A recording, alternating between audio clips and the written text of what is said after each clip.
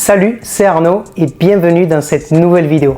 Nous sommes déjà mi-janvier et vous avez peut-être déterminé vos résolutions et vos objectifs de 2024. Vous souhaitez peut-être enfin vous rapprocher de vos rêves, changer de carrière professionnelle, voire même augmenter fortement vos revenus. Aujourd'hui, je vais vous partager mes stratégies que j'applique tous les ans pour réussir mes objectifs et celles-ci qui m'ont permis de réussir à passer de 2 000 € par mois à plus de 5 000 € par mois étant employé, de monter en même temps ma première entreprise et d'acheter et gérer 14 biens immobiliers. Et je vous promets que si vous restez avec moi jusqu'à la fin de cette vidéo, vous aurez non seulement une feuille de route claire pour cette année 2024, mais aussi l'inspiration et la motivation nécessaires pour franchir chaque étape vers votre succès et vos objectifs de 2024. Alors, êtes-vous prêt à réussir vos objectifs? C'est parti pour la vidéo.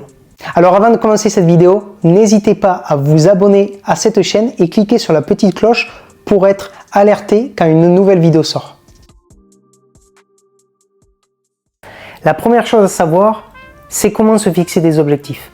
Et oui, effectivement, on a tous essayé un jour ou l'autre de se fixer des objectifs. Et quand on a fait le bilan à la fin de l'année, on s'est très vite rendu compte que nous sommes souvent très loin des objectifs que l'on s'était fixés au début de l'année. Mais cette année, on veut absolument éviter ça. Pour déterminer des objectifs précis et atteignables, vous pouvez utiliser une méthode simple qui s'appelle la méthode SMART de George T. Doran. SMART est un acronyme qui nous guide pour fixer des objectifs efficaces et précis. Alors la première chose, c'est S pour spécifique, M pour mesurable, A pour atteignable, R pour réaliste et T pour temporellement défini. Utiliser cette méthode nous aide à clarifier nos idées et déterminer des objectifs spécifiques auxquels nous allons pouvoir facilement préparer un plan d'action pour ensuite les réussir. Par exemple, dire simplement « je veux perdre du poids » n'est pas un objectif précis. En suivant la méthode SMART, en revanche, vous allez dire « je veux perdre 5 kg d'ici 3 mois en faisant de l'exercice 3 fois par semaine et en mangeant sainement ». Dans ce cas-là, votre objectif est clair, vous savez tout de suite ce que vous souhaitez accomplir et quelle est la deadline et comment l'accomplir. Alors un deuxième exemple, disons l'apprentissage d'une nouvelle langue. Au lieu de dire « je veux parler l'allemand », optez pour « je vais atteindre un niveau B1 en allemand en pratiquant 30 minutes par jour et en utilisant une application d'apprentissage des langues » pour réussir le test B1 que je me suis fixé le 22 décembre 2024. Alors la partie 2, c'est créer un plan d'action. Maintenant que vous avez déterminé précisément quels sont vos objectifs, vous devez faire en sorte d'avoir un plan d'action pour les réussir. Un plan d'action, c'est quoi exactement? Ça va être déterminer quelles sont les étapes, les sous-objectifs à votre objectif final. Par exemple, cette année, j'ai l'objectif de faire mon premier Ironman avant juillet 2024. Ce type d'épreuve sportive nécessite un plan précis pour être prêt et réussir à compléter l'épreuve. C'est pour ça que j'ai préparé des sous-étapes à cet objectif. Par exemple, faire 3 sorties de vélo par semaine, dont une sortie à plus de 100 km, faire 3 sorties de natation par semaine de 30 minutes ou également 3 sorties de course à pied par semaine, dont une distance de semi-marathon. Encore une fois, ça c'est plutôt basique. Vous pouvez également décider de déterminer des étapes et des actions par mois, semaine ou par jour. Par exemple, un de mes autres objectifs, c'est de lire 6 livres de développement personnel cette année. Dans ce cas-là, mon plan d'action est lire 10 minutes tous les jours et peu importe les circonstances, afin que cela devienne une habitude et me force à réussir mes objectifs. Alors, le troisième point super important, c'est créer des habitudes et des routines. Pour créer une routine efficace, vous devez commencer petit. Choisissez une ou deux habitudes qui soutiennent directement votre objectif et intégrez-les dans votre quotidien. Il est également crucial de choisir des actions réalisables et de les associer à des éléments déjà existants dans votre routine. Par exemple, si vous voulez lire plus, commencez par 10 minutes de lecture avant de dormir, remplaçant peut-être le temps passé sur votre téléphone ou à regarder Netflix.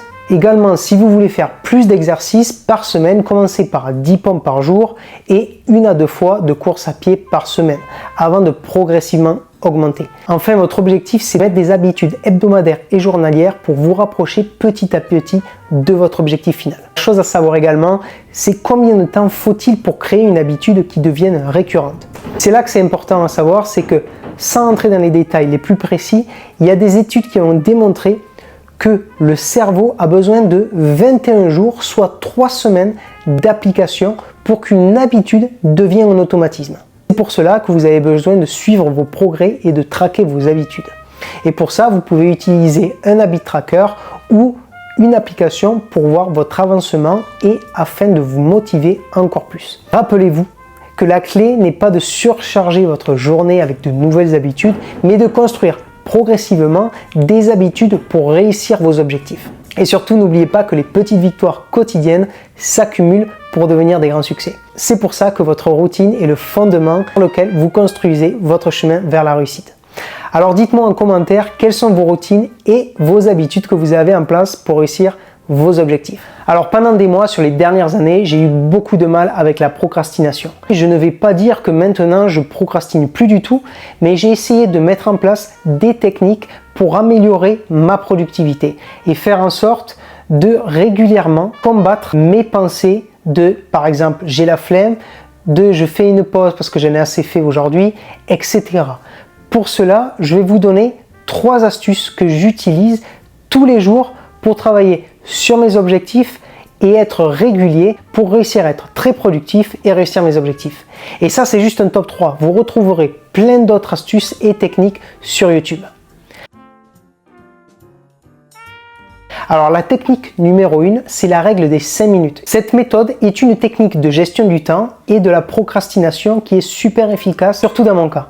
Cela consiste à commencer à travailler sur une tâche pendant au moins 5 minutes.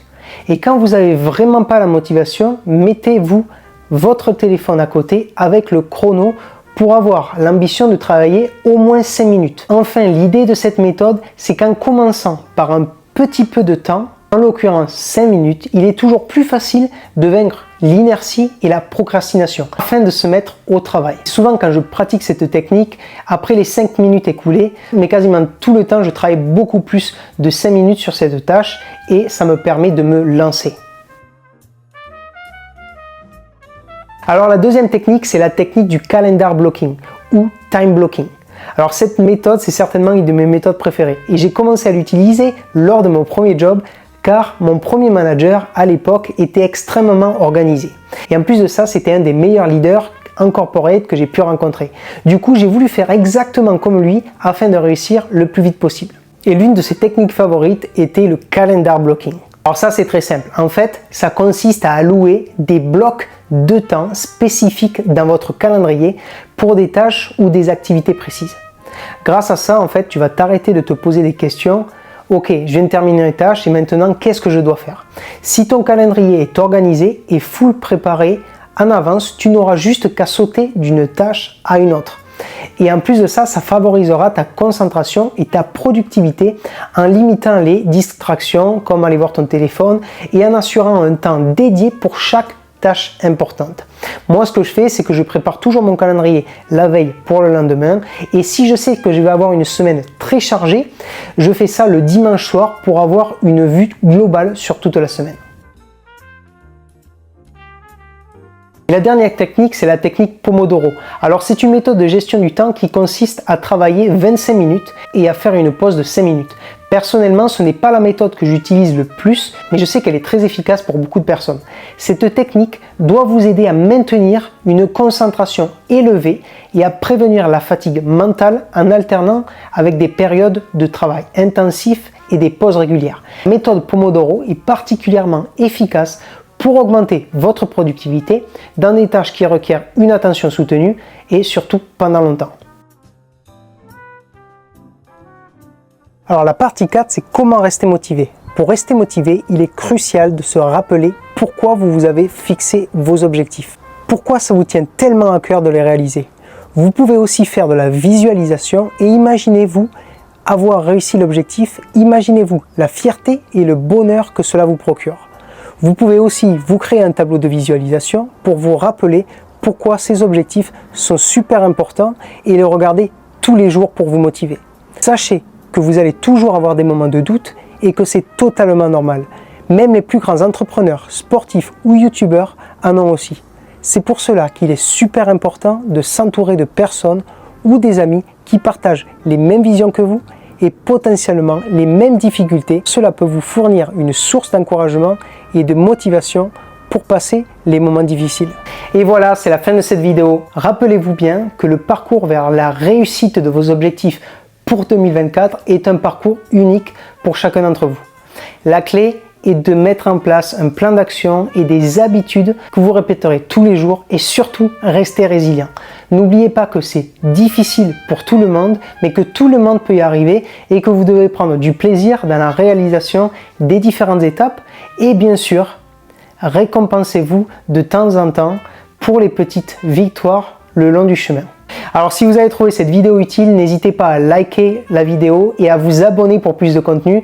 J'aimerais aussi savoir quels sont vos objectifs de 2024. Du coup, n'hésitez surtout pas à les partager en commentaire. Et sur ce, je vous remercie et je vous dis à bientôt dans la prochaine vidéo. Ciao, ciao!